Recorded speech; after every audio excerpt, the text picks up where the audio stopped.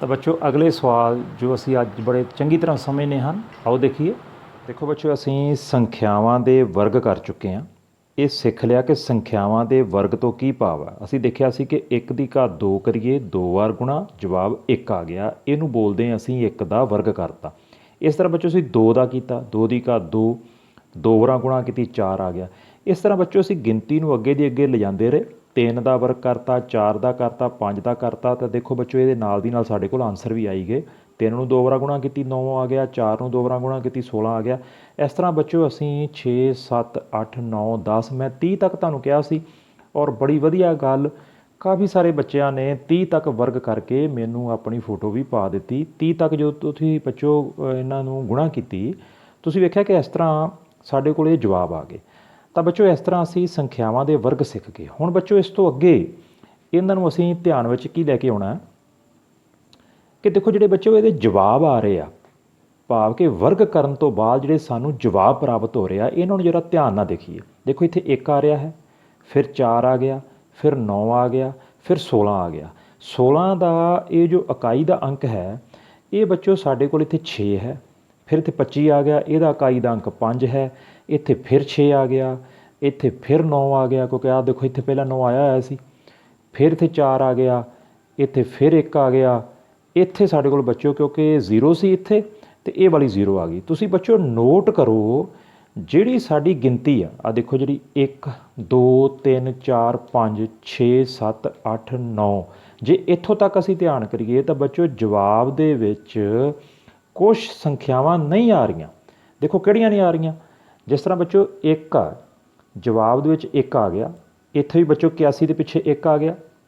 ਇਸ ਤਰ੍ਹਾਂ ਬੱਚੋ ਜਿਹੜਾ 2 ਹੈ, ਤੁਸੀਂ ਵੇਖੋ ਜਵਾਬ ਦੇ ਵਿੱਚ ਕਿਤੇ ਵੀ 2 ਨਹੀਂ ਆਇਆ। ਧਿਆਨ ਕਰੋ ਜਰਾ ਚੰਗੀ ਤਰ੍ਹਾਂ। ਦੇਖੋ ਇੱਥੇ ਵੀ 81 64 49 36, ਕਿਸੇ ਵੀ ਜਵਾਬ ਦਾ ਇਕਾਈ ਦਾ ਅੰਕ 2 ਨਹੀਂ ਆਇਆ। 3 ਬੱਚੋ ਦੇਖੋ, 3 ਨੂੰ ਲੱਭਣ ਦੀ ਕੋਸ਼ਿਸ਼ ਕਰੀਏ, ਇੱਥੇ ਕਿਤੇ ਵੀ ਬੱਚੋ ਕਿਸੇ ਵੀ ਜਵਾਬ ਦਾ ਇਕਾਈ ਦਾ ਅੰਕ 3 ਨਹੀਂ ਆਇਆ। ਜੇ 4 ਸੀ ਬੱਚੋ, 4 ਦੇਖੋ ਸਾਨੂੰ ਮਿਲ ਜਾਏਗਾ, ਇੱਥੇ ਵੀ 4 ਹੈਗਾ। ਔਰ ਆਹ ਦੇਖੋ ਇੱਥੇ 64 ਦੇ ਵਿੱਚ ਵੀ 4 ਹੈ, ਪਿੱਛੇ ਜੋ ਇਕਾਈ ਦਾ ਅੰਕ ਹੈ। ਇਸ ਤਰ੍ਹਾਂ ਬੱਚੋ ਜੋ 5 ਹੈ, 5 ਇੱਥੇ ਆ ਗਿਆ, ਜਵਾਬ ਦੇ ਵਿੱਚ ਇਕਾਈ ਦਾ ਅੰਕ 25 ਆ ਗਿਆ। 6 ਤਾਂ ਬੱਚੋ ਇੱਥੇ 6 ਆ ਜਾਂਦਾ ਹੈ ਸਾਡੇ ਕੋਲ, ਆ ਵੇਖੋ ਇੱਥੇ ਵੀ 6 ਆਇਆ ਸੀ। ਪਰ ਬੱਚੋ ਦੇਖੋ ਜਦੋਂ 7 ਦੀ ਵਾਰੀ 6 ਵੀ ਮਿਲ ਗਿਆ, 7 ਦੀ ਵਾਰੀ ਜੋ ਸਾਡੇ ਕੋਲ ਆਈ, ਕਿਸੇ ਵੀ ਜਵਾਬ ਦੇ ਵਿੱਚ ਸਾਡੇ ਕੋਲ 7 ਨਹੀਂ ਆਇਆ ਇਕਾਈ ਦਾ ਅੰਕ। 9 ਤਾਂ ਬੱਚੋ ਆ ਗਿਆ। ਪਰ ਜੇ 8 ਦੀ ਗੱਲ ਕਰੀਏ ਅਸੀਂ, ਦੇਖੋ 9 ਤੋਂ ਮੈਂ ਪਿੱਛੇ ਮੁੜਦਾ 8 ਤੇ। ਹੁਣ ਬੱਚੋ 8 ਕਿਤੇ ਵੀ ਜਵਾਬ ਦੇ ਵਿੱਚ ਕਿਤੇ ਵੀ ਇਕਾਈ ਦਾ ਅੰਕ 8 ਨਹੀਂ ਹੈ। ਅਤੇ ਇੱਥੋਂ ਬੱਚੋ ਸਾਨੂੰ ਇੱਕ ਨਵੀਂ ਚੀਜ਼ ਪਤਾ ਲੱਗੀ ਕਿ ਜਦੋਂ ਅਸੀਂ ਸੰਖਿਆਵਾਂ ਦੇ ਵਰਗ ਕਰਦੇ ਹਾਂ ਤਾਂ ਜਿਹੜੇ ਜਵਾਬ ਆਉਂਦੇ ਨੇ, ਉਹਨਾਂ ਦੇ ਜਿਹੜੇ ਇਕਾਈ ਦੇ ਅੰਕ ਹੁੰਦੇ ਨੇ, ਉਹਦੇ ਵਿੱਚ ਕੁਝ ਅੰਕ ਮਿਸ ਹੋ ਜਾਂਦੇ ਆ, ਨਹੀਂ ਆਉਂਦੇਗੇ। ਉਹ ਅਸੀਂ ਦੇਖੀਏ ਬੱਚੋ ਵੀ ਉਹ ਕਿਹੜੇ ਕਿਹੜੇ ਅੰਕ ਜਿਹੜੇ ਨੇ ਨਹੀਂ ਆਉਂਦੇ, ਉਹਨਾਂ ਨੂੰ ਅਸੀਂ ਦੇਖਦੇ ਹਾਂ। ਤਾਂ ਇੱਥੇ ਬੱਚੋ ਦੇਖੋ, ਅਸੀਂ ਇਹ ਇਸ ਤਰ੍ਹਾਂ ਇੱਕ ਗਿਣਤੀ ਲਿਖ ਲਈ ਸਾਰੀ, 1 ਤੋਂ ਲੈ ਕੇ 0 ਤੋਂ ਲੈ ਕੇ ਇਸ ਤਰ੍ਹਾਂ ਸਾਰੀਆਂ ਸੰਖਿਆਵਾਂ 9 ਤੱਕ ਲਿਖ ਲਈਆਂ। ਹੁਣ ਬੱਚੋ ਦੇਖੋ, ਅਗਰ ਕਿਸੇ ਵੀ ਸੰਖਿਆ ਦਾ ਅਸੀਂ ਜਦੋਂ ਵੀ ਵਰਗ ਕਰਦੇ ਹਾਂ, ਜਿਸ ਤਰ੍ਹਾਂ 7 ਦਾ ਵਰਗ ਕਰਨਾ ਚਾਹੁੰਦੇ ਹਾਂ, ਉੱਪਰ ਘਾਤ 2 ਪਾਉਂਦੇ ਹਾਂ, ਇਹਨੂੰ 2 ਵਾਰਾਂ ਗੁਣਾ ਕਰਦੇ ਹਾਂ, ਤਾਂ ਬੱਚੋ ਸਾਡੇ ਕੋਲ ਇੱਥੇ ਜਵਾਬ ਆ ਜਾਂਦਾ। 19 ਦਾ ਵਰਗ ਕੀਤਾ, ਉਹਨੂੰ 2 ਵਾਰਾਂ ਗੁਣਾ ਕੀਤੀ, ਸਾਡੇ ਕੋਲ ਜਵਾਬ ਆ ਗਿਆ। ਭਾਵ ਬੱਚੋ ਇੱਥੇ ਜੋ ਵੀ ਸਾਡੇ ਕੋਲ ਕੋਈ ਵੀ ਜਵਾਬ ਆਏਗਾ, ਉਹਦੇ ਵਿੱਚ ਕੋਈ ਨਾ ਕੋਈ ਇਕਾਈ ਦਾ ਅੰਕ ਇੱਥੇ ਜ਼ਰੂਰ ਹੋਏਗਾ। ਪਰ ਬੱਚੋ ਇੱਥੇ ਗੱਲ ਯਾਦ ਰੱਖਣੀ ਆ ਕਿ ਜਦੋਂ ਵੀ ਅਸੀਂ ਕਿਸੇ ਸੰਖਿਆ ਦਾ ਵਰਗ ਕਰਾਂਗੇ, ਜਿਹੜਾ ਵੀ ਜਵਾਬ ਆਏਗਾ ਉਹਦੇ ਵਿੱਚ ਕਦੀ ਵੀ 2 ਨਹੀਂ ਹੋਏਗਾ, ਕਦੀ ਵੀ ਬੇਟਾ ਉਹਦੇ ਵਿੱਚ 3 ਨਹੀਂ ਹੋਏਗਾ, ਔਰ ਕਦੀ ਵੀ ਉਹਦੇ ਵਿੱਚ ਬੱਚੋ ਇਹ 7 ਨਹੀਂ ਹੋਏਗਾ, ਕਦੀ ਵੀ ਬੱਚੋ ਉਹਦੇ ਵਿੱਚ 8 ਨਹੀਂ ਹੋਏਗਾ। ਹਮੇਸ਼ਾ ਕਿਸੇ ਵੀ ਵਰਗ ਦੇ ਪਿੱਛੇ ਅਸੀਂ 0 ਵੇਖਾਂਗੇ, 1 ਵੇਖਾਂਗੇ, 4 ਵੇਖਾਂਗੇ, 5 ਵੇਖਾਂਗੇ, 6 ਵੇਖਾਂਗੇ ਜਾਂ 9 ਵੇਖਾਂਗੇ। ਇਸ ਗੱਲ ਨੂੰ ਅਸੀਂ ਆਪਣੇ ਧਿਆਨ ਵਿੱਚ ਰੱਖਣਾ ਹੈ। ਕਦੀ ਵੀ ਕਿਸੇ ਵਰਗ ਕੀਤੀ ਹੋਈ ਸੰਖਿਆ ਦੇ ਪਿੱਛੇ 8 ਨਹੀਂ ਆਏਗਾ ਇਕਾਈ ਦੇ ਵਿੱਚ, 7 ਨਹੀਂ ਆਏਗਾ, 3 ਨਹੀਂ ਆਏਗਾ, 2 ਨਹੀਂ ਆਏਗਾ। ਇਸ ਨੂੰ ਹੋਰ ਤੁਹਾਨੂੰ ਚੰਗੀ ਤਰ੍ਹਾਂ ਮੈਂ ਇਸ ਤਰੀਕੇ ਨਾਲ ਦੱਸਦਾ। ਤਾਂ ਬੱਚੋ ਦੇਖੋ, ਅਸੀਂ 1 ਦਾ ਵਰਗ ਕੀਤਾ, 1 ਆ ਗਿਆ। 2 ਦਾ ਵਰਗ ਕੀਤਾ, 4 ਆ ਗਿਆ। ਫਿਰ ਇਸੇ ਤਰ੍ਹਾਂ 3 ਦਾ 9, 16, 25, 36, 49, 64, 81 ਅਤੇ 100। ਇਹਨਾਂ ਸਾਰੇ ਵਰਗਾਂ ਵਾਲੀਆਂ ਸੰਖਿਆਵਾਂ ਦੇ ਵਿੱਚ ਤੁਸੀਂ ਵੇਖੋ ਕਿਸੇ ਦੇ ਵੀ ਪਿੱਛੇ 2 ਨਹੀਂ ਆ ਰਿਹਾ। ਦੇਖੋ ਕਿਸੇ ਦੇ ਵੀ ਇਕਾਈ ਦਾ ਅੰਕ ਪਿੱਛੇ 2 ਨਹੀਂ ਹੈ। 3 ਨਹੀਂ ਕਿਸੇ ਸੰਖਿਆ ਦੇ ਪਿੱਛੇ ਆ ਰਿਹਾ। 4 ਜੋ ਹੈ ਉਹ ਬਿਲਕੁਲ ਆ ਰਿਹਾ ਬੇਟਾ, ਇੱਥੇ ਵੀ ਆ ਰਿਹਾ 4 ਔਰ ਇੱਥੇ ਵੀ 4 ਆ ਰਿਹਾ। 5 ਵੀ ਮਿਲ ਜਾਏਗਾ ਸਾਨੂੰ ਬੱਚੋ ਇੱਥੇ, 6 ਵੀ ਮਿਲ ਜਾਏਗਾ, ਪਰ ਕਿਤੇ ਵੀ ਇਹ ਜੋ 7 ਹੈ 7 ਸਾਨੂੰ ਨਹੀਂ ਮਿਲੇਗਾ, 8 ਸਾਨੂੰ ਨਹੀਂ ਮਿਲੇਗਾ। ਤਾਂ ਬੱਚੋ ਇਹਦੇ ਨਾਲ ਕੀ ਹੋਏਗਾ, ਅਸੀਂ ਕਿਸੇ ਵੀ ਸੰਖਿਆ ਨੂੰ ਵੇਖ ਕੇ ਇਹ ਦੱਸ ਸਕਾਂਗੇ ਕਿ ਉਹ ਸੰਖਿਆ ਕਿਸੇ ਸੰਖਿਆ ਦਾ ਵਰਗ ਕਰਕੇ ਆਈ ਹੋਈ ਸਕਦੀ ਹੈ ਜਾਂ ਨਹੀਂ। ਮੈਂ ਇਸ ਗੱਲ ਨੂੰ ਹੋਰ ਚੰਗੀ ਤਰ੍ਹਾਂ ਤੁਹਾਨੂੰ ਸਮਝਾਉਣਾ। ਦੇਖੋ ਬੱਚਿਓ, ਇੱਥੇ ਮੈਂ ਇਹ 9 ਦਾ ਵਰਗ ਕੀਤਾ। 9 ਦੇ ਵਰਗ ਲਈ ਬੇਟਾ ਮੈਂ ਕੀ ਕੀਤਾ, 9 ਨੂੰ 2 ਵਾਰ ਗੁਣਾ ਕੀਤੀ ਔਰ ਸਾਡੇ ਕੋਲ ਜਵਾਬ 81 ਆ ਗਿਆ।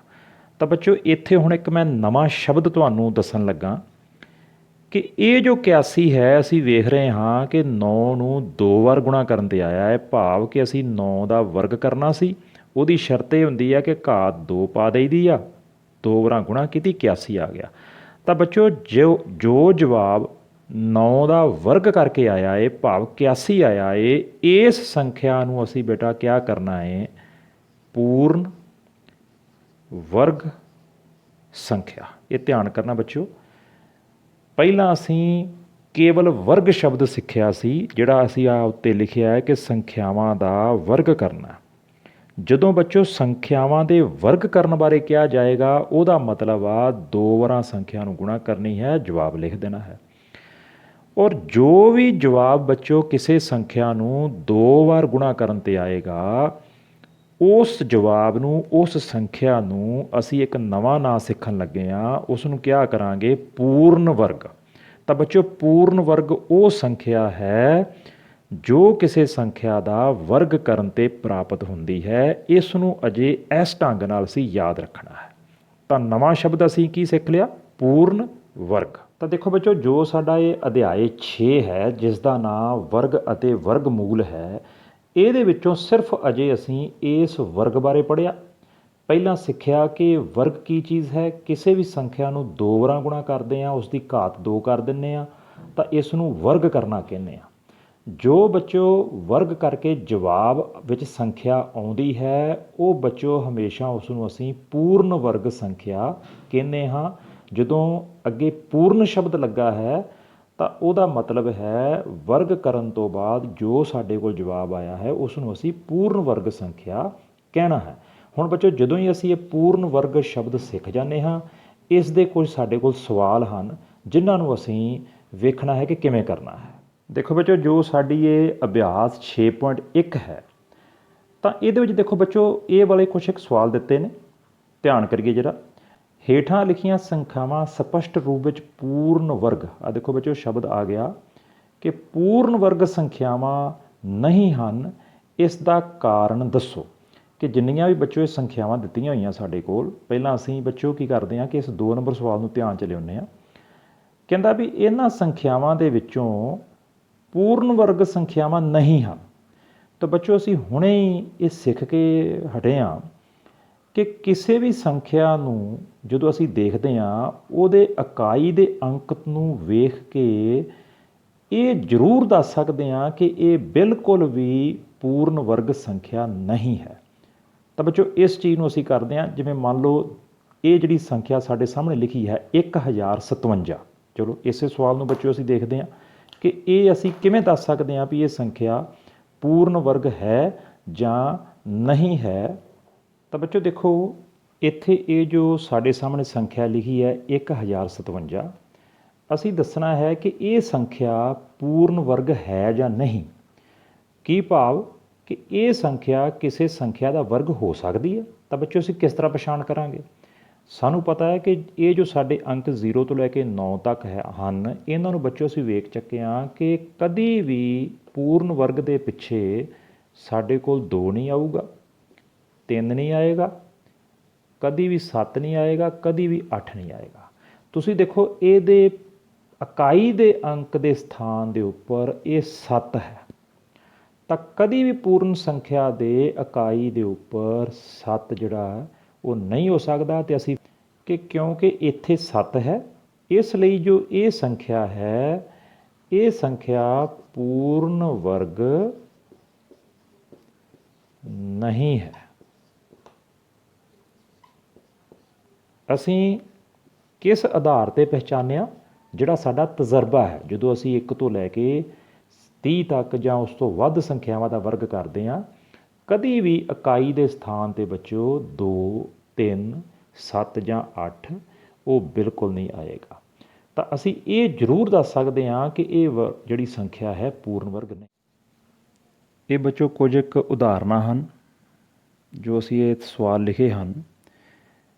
ਉਹ ਸੰਖਿਆਵਾਂ ਜੋ ਪੂਰਨ ਵਰਗ ਨਹੀਂ ਹਨ, ਅਸੀਂ ਇਹਨਾਂ ਵਿੱਚੋਂ ਲੱਭਣੀਆਂ ਹਨ ਕਿ ਜਿਨ੍ਹਾਂ ਬਾਰੇ ਸਾਨੂੰ ਪੱਕਾ ਪਤਾ ਹੋਵੇ ਕਿ ਪੂਰਨ ਵਰਗ ਨਹੀਂ ਹੋ ਸਕਦੀਆਂ। ਸਭ ਤੋਂ ਪਹਿਲਾਂ ਬੱਚੋ ਜੋ ਇਹ ਸੰਖਿਆ ਹੈ 432, ਇਹਦੇ ਬਾਰੇ ਅਸੀਂ ਦੱਸਣਾ ਹੈ ਕਿ ਪੂਰਨ ਵਰਗ ਹੈ ਜਾਂ ਨਹੀਂ ਹੈ। ਦੇਖੋ ਬੱਚੋ, ਇਹਦਾ ਇਕਾਈ ਦਾ ਅੰਕ ਜੋ ਹੈ ਉਹ 2 ਹੈ, ਔਰ ਸਾਨੂੰ ਪਤਾ ਹੈ ਕਿ ਜਿਸ ਵੀ ਸੰਖਿਆ ਦਾ ਇਕਾਈ ਦਾ ਅੰਕ 2 ਹੈ ਉਹ ਬਿਲਕੁਲ ਵੀ ਪੂਰਨ ਵਰਗ ਨਹੀਂ ਹੋ ਸਕਦੀ, ਕਿਉਂਕਿ ਬੱਚੋ ਅਸੀਂ ਹੁਣੇ ਇਹ ਗੱਲ ਨੂੰ ਵੇਖ ਚੁੱਕੇ ਹਾਂ ਕਿ ਜਿਨ੍ਹਾਂ ਸੰਖਿਆਵਾਂ ਦੇ ਪਿੱਛੇ 2, 3, 7 ਜਾਂ 8 ਹੋਵੇ ਉਹ ਸੰਖਿਆਵਾਂ ਪੂਰਨ ਵਰਗ ਨਹੀਂ ਹੋ ਸਕਦੀਆਂ, ਅਤੇ ਇਸ ਕਰਕੇ ਇਹ ਸੰਖਿਆ ਪੂਰਨ ਵਰਗ ਨਹੀਂ ਹੈ।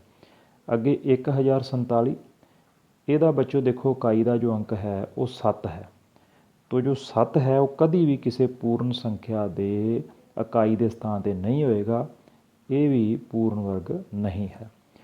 ਅੱਗੇ ਬੱਚੋ ਜੋ 536 ਹੈ, ਤਾਂ ਬੱਚੋ ਇਹਦੇ ਬਾਰੇ ਅਸੀਂ ਇਹ ਨਹੀਂ ਦੱਸ ਸਕਦੇ ਕਿ ਪੂਰਨ ਵਰਗ ਹੋਏਗਾ ਕਿ ਨਹੀਂ ਹੋਏਗਾ, ਅਸੀਂ ਸਿਰਫ ਨਹੀਂ ਦੀ ਗਰੰਟੀ ਕਰ ਸਕਦੇ ਹਾਂ। ਇਹਦੇ ਪਿੱਛੇ 6 ਹੈ, ਔਰ ਸਾਨੂੰ ਪਤਾ ਪੂਰਨ ਵਰਗ ਸੰਖਿਆਵਾਂ ਦੇ ਪਿੱਛੇ 6 ਆ ਸਕਦਾ, ਤੇ ਇੱਥੇ ਅਸੀਂ ਕੋਈ ਫੈਸਲਾ ਨਹੀਂ ਦੇਣਾ। ਅਸੀਂ ਤਾਂ ਸਿਰਫ ਜੋ ਪੂਰਨ ਵਰਗ ਨਹੀਂ ਹਨ ਉਹ ਸੰਖਿਆਵਾਂ ਲੱਭਣੀਆਂ ਜਿਨ੍ਹਾਂ ਦੀ ਸਾਨੂੰ ਗਰੰਟੀ ਆ।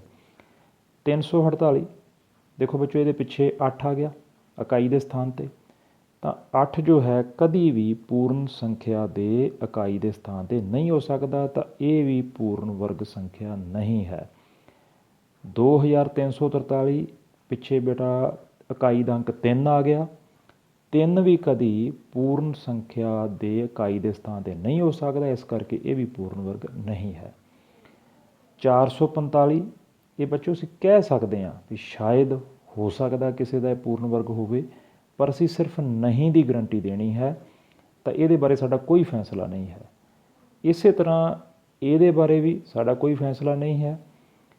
ਜੋ ਇਹ ਸੰਖਿਆ ਹੈ 861, ਇਹ ਵੀ ਹੋ ਸਕਦਾ ਹੈ, ਪਰ ਅਸੀਂ ਸਿਰਫ ਪਹਿਲਾਂ ਪੂਰਨ ਵਰਗ ਨਹੀਂ ਵਾਲੀਆਂ ਸੰਖਿਆਵਾਂ ਲੱਭੀਆਂ। ਸਾਨੂੰ ਪਤਾ ਹੈ ਕਿ ਜਿਨ੍ਹਾਂ ਸੰਖਿਆਵਾਂ ਦੇ ਇਕਾਈ ਦੇ ਸਥਾਨ 'ਤੇ 2, 3, 7 ਜਾਂ 8 ਆ ਜਾਵੇ ਉਹ ਪੂਰਨ ਵਰਗ ਸੰਖਿਆਵਾਂ ਨਹੀਂ ਹਨ। ਇਸ ਦੇ ਨਾਲ ਬੱਚੋ ਇਹ ਜੋ ਸਾਡਾ 2 ਨੰਬਰ ਸਵਾਲ ਹੈ, ਦੇਖੋ ਜਿਹੜਾ ਇਹ ਸਾਰੇ ਦਾ ਸਾਰਾ ਬੱਚੋ ਤੁਹਾਡਾ ਹੱਲ ਹੋ ਜਾਂਦਾ ਹੈ, ਤੁਸੀਂ ਕਰਨਾ ਹੈ। ਹੁਣ ਬੱਚੋ ਦੇਖੋ ਜੋ ਇਹ ਪਹਿਲਾ ਸਵਾਲ ਹੈ ਕਿ ਹੇਠ ਲਿਖੀਆਂ ਸੰਖਿਆਵਾਂ ਦੇ ਵਰਗਾਂ ਦੇ ਇਕਾਈ ਦੇ ਅੰਕ ਕੀ ਹੋਣਗੇ, ਕਿ ਜਿੰਨੀਆਂ ਵੀ ਬੱਚਿਓ ਇਹ ਸੰਖਿਆਵਾਂ ਹਨ ਜੋ ਇਹ ਸਾਰੇ ਪਹਿਲੇ ਸਵਾਲ ਦੇ ਵਿੱਚ ਹਨ, ਅਸੀਂ ਇਹਨਾਂ ਦੇ ਵਰਗਾਂ ਦੇ ਇਕਾਈ ਦੇ ਅੰਕ ਦੱਸਣੇ ਹਨ। ਤਾਂ ਦੇਖੋ ਬੱਚੋ ਇੱਥੇ 272 ਦੇ ਵਰਗ ਦਾ ਇਕਾਈ ਦਾ ਅੰਕ ਅਸੀਂ ਪਤਾ ਕਰਨਾ। ਇਹਦਾ ਬੱਚੋ ਮਤਲਬ ਕੀ ਆ ਕਿ ਆਮ ਤੌਰ 'ਤੇ 1 ਨੰਬਰ ਦੇ ਵਿੱਚ ਇਹ ਸਵਾਲ ਆਉਂਦਾ ਹੈ ਕਿ ਸੰਖਿਆ ਨੂੰ ਬੇਸ਼ੱਕ ਅਸੀਂ ਗੁਣਾ ਪੂਰੀ ਨੂੰ ਨਾ ਕਰੀਏ, ਕਿਉਂਕਿ ਬੱਚੋ ਜੋ ਉਂਝ ਅਸੀਂ ਇਸਦਾ ਵਰਗ ਕਰਨਾ ਹੋਏਗਾ ਤਾਂ ਸਾਨੂੰ ਪਤਾ ਹੈ ਕਿ ਇਸ ਨੂੰ ਅਸੀਂ 2 ਵਾਰਾਂ ਗੁਣਾ ਕਰਾਂਗੇ, ਪਰ ਬੱਚੋ ਅਸੀਂ ਬਿਨਾਂ ਗੁਣਾ ਕਰਿਆ ਪੂਰੀ ਰਕਮ ਨੂੰ ਅਸੀਂ ਦੱਸ ਸਕਦੇ ਹਾਂ ਕਿ ਜਦੋਂ ਵੀ ਇਹਦਾ ਵਰਗ ਕੀਤਾ ਜਾਏਗਾ ਜਿਹੜਾ ਜਵਾਬ ਆਏਗਾ ਉਸ ਦਾ ਇਕਾਈ ਦਾ ਅੰਕ ਕੀ ਹੋਏਗਾ। ਅਸੀਂ ਕੀ ਕਰਾਂਗੇ, ਇਹਦਾ ਇਕਾਈ ਦਾ ਅੰਕ ਭਾਵ ਕਿ 2 ਲੈ ਲੈਂਦੇ ਹਾਂ, ਉਸ 2 ਨੂੰ 2 ਵਾਰਾਂ ਗੁਣਾ ਕਰ ਦਿੰਦੇ ਹਾਂ 4।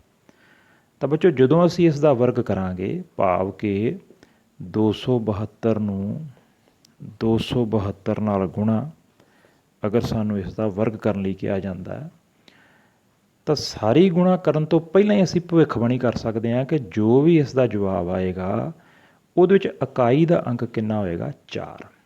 ਤਾਂ ਅਸੀਂ ਕੀ ਕਰਾਂਗੇ, ਜਿਹੜੀ ਵੀ ਸੰਖਿਆ ਦਿੱਤੀ ਹੋਏਗੀ ਉਹਦਾ ਇਕਾਈ ਦਾ ਅੰਕ ਲੈ ਕੇ ਉਹਨੂੰ 2 ਵਾਰਾਂ ਗੁਣਾ ਕਰਕੇ ਜੋ ਵੀ ਆਨਸਰ ਆਏਗਾ ਉਹ ਉਸ ਦੇ ਇਕਾਈ ਦਾ ਅੰਕ ਹੋਏਗਾ। ਅਸੀਂ ਇੱਕ ਹੋਰ ਸਵਾਲ ਲੈਂਦੇ ਹਾਂ। ਜਿਸ ਤਰ੍ਹਾਂ ਇੱਕ ਵੱਡੀ ਸੰਖਿਆ ਹੈ 26,387। ਹੁਣ ਬੱਚੋ ਅਗਰ ਇਸ ਦਾ ਵਰਗ ਕਰਨਾ ਹੋਵੇ ਤਾਂ ਠੀਕ ਹੈ, 2 ਵਾਰਾਂ ਗੁਣਾ ਕਰਕੇ ਅਸੀਂ ਕਰ ਸਕਦੇ ਹਾਂ, ਪਰ ਅਸੀਂ ਬਿਨਾਂ ਪੂਰੀ ਰਕਮ ਨੂੰ ਗੁਣਾ ਕੀਤੇ ਅਸੀਂ ਦੱਸ ਸਕਦੇ ਹਾਂ ਕਿ ਇਸ ਦੇ ਵਰਗ ਦਾ ਇਕਾਈ ਦਾ ਅੰਕ ਕੀ ਆਏਗਾ। ਅਸੀਂ ਇੱਥੋਂ ਕੇਵਲ ਇਹ 7 ਲੈਣਾ ਹੈ ਔਰ ਬੱਚੋ ਇਸ ਨੂੰ 7 ਨਾਲ ਹੀ ਗੁਣਾ ਕਰਨੀ ਹੈ, ਤਾਂ ਜਵਾਬ ਜੋ ਬੱਚੋ 49 ਆਏਗਾ। ਤਾਂ ਇਹਦਾ ਮਤਲਬ ਬੱਚੋ ਜਦੋਂ ਵੀ ਇਸ ਦਾ ਵਰਗ ਕੀਤਾ ਜਾਏਗਾ ਉਹਦੇ ਜਵਾਬ ਦੇ ਵਿੱਚ ਜੋ ਵੀ ਸੰਖਿਆ ਆਏਗੀ ਉਹਦਾ ਇਕਾਈ ਦਾ ਅੰਕ 9 ਹੋਏਗਾ। ਤਾਂ ਇੱਥੇ ਇਸ ਸੰਖਿਆ ਦੇ ਵਿੱਚ ਜੋ ਸਾਡਾ ਜਵਾਬ ਹੈ ਉਹ 9 ਹੈ, ਕਿਉਂਕਿ ਇਸ ਦੇ ਵਰਗ ਦਾ ਇਕਾਈ ਦਾ ਅੰਕ ਹੀ ਹੋਏਗਾ। ਇਸ ਤਰ੍ਹਾਂ ਬੱਚੋ ਜੋ ਜਿੰਨੇ ਵੀ ਬਾਕੀ ਸਵਾਲ ਹਨ 6.1 ਦੇ ਪਹਿਲੇ ਦੇ ਜੋ ਬਾਕੀ ਬਚੇ ਸਵਾਲ ਹਨ ਉਹ ਸਾਰੇ ਦੇ ਸਾਰੇ ਤੁਸੀਂ ਹੱਲ ਕਰ ਸਕਦੇ ਹੋ।